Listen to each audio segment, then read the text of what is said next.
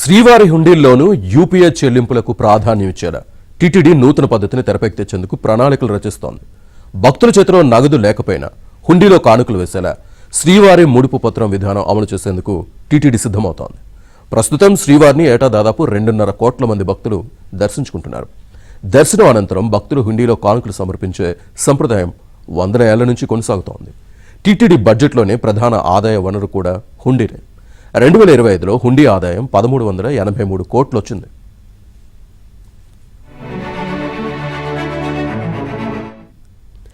ఇటీవల కాలంలో నగదు రహిత లావాదేవీలు అధికమయ్యాయి. ప్రతి ఒక్కరూ యూపీఐ, క్రెడిట్, డెబిట్ కార్డు చెల్లింపులకే ప్రాధాన్యమిస్తున్నారు. ఈ దిశగా శ్రీవారి ముడుపు పత్రం విధానాన్ని ప్రవేశపెట్టేందుకు టీటీడీ కసరత్తు చేస్తోంది. తిరుపతితో పాటు తిరుమలలోని ముఖ్యమైన ప్రాంతాల్లో ముడుపు పత్రం కౌంటర్లను ఏర్పాటు చేయనున్నారు. వీటి ద్వారా భక్తులు 100 నుంచి 1,00,000 వరకు యూపీఐ, క్రెడిట్, డెబిట్ కార్డుల ద్వారా చెల్లించి ముడుపు పత్రాలను కొనుగోలు చేయొచ్చు. ఆ పత్రాలను ఆలయంలోని హుండీలో సమర్పించవచ్చు. వాస్తవానికి ముడుపు పత్రాన్ని కొనుగోలు చేసిన సమయంలోనే శ్రీవారి ఖాతాలకు నగదు జమ అయిపోతుంది.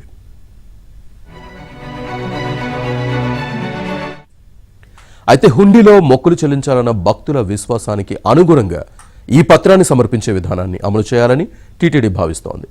ఈ నెల 28న తిరుమలలో జరిగే ధర్మకర్తల మండలి సమావేశంలో ఈ అంశంపై చర్చించి తుది నిర్ణయం తీసుకోనున్నట్టు తెలుస్తోంది.